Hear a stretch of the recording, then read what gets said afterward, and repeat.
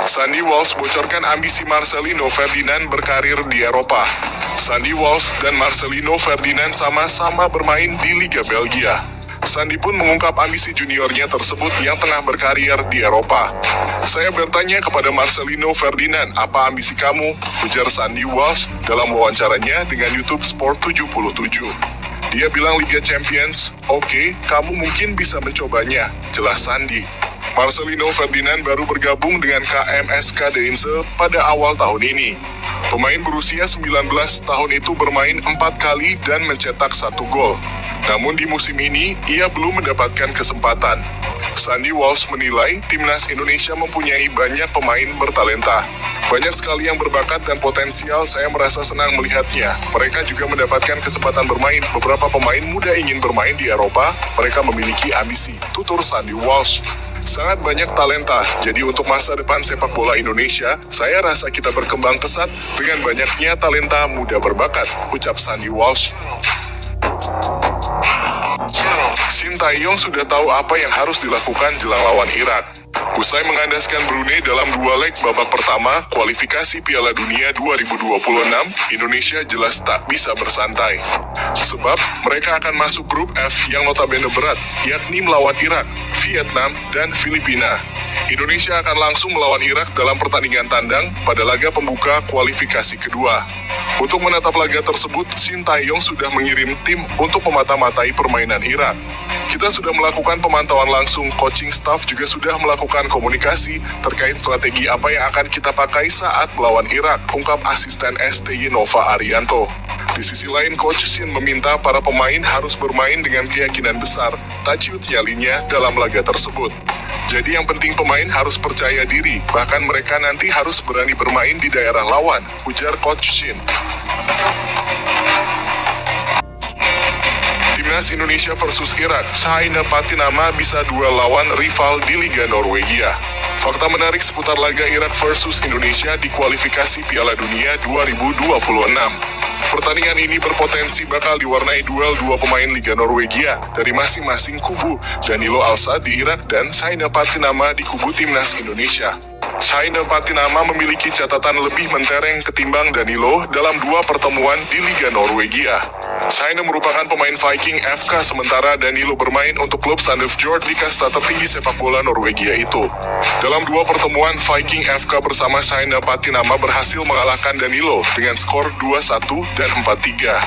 Alsa merupakan pemain yang mengisi pos sayap kiri, tetapi juga mampu mengisi pos sayap kanan ketika membela timnas Irak. Hal itu memungkinkan terjadinya duel langsung antar pemain di laga nanti. Danilo sendiri juga bukan pemain sembarangan di Liga Norwegia. Hingga saat ini ia cukup produktif dengan gelontoran 9 gol dan 2 assist. Karena itu menarik dinantikan bagaimana China Patinama menghentikannya. Media Vietnam pernah hina timnas Indonesia, disebut punya banyak supporter tapi prestasi di bawah Vietnam dan Thailand. Pendapat itu dikeluarkan Soha VN berdasarkan fanatisme sepak bola di Indonesia yang tidak berbanding lurus dengan prestasi. Bisa dibilang cuma di Indonesia, kompetisi kelompok umur seperti Piala AFF U16 dan U19 dipadati ribuan penonton di stadion. Sayangnya, prestasi timnas Indonesia juga tak istimewa-istimewa amat di ajang kelompok umur ini. Timnas Indonesia U16 baru 2 kali juara, masih kalah dari Thailand dan Vietnam yang memenangkan 3 gelar.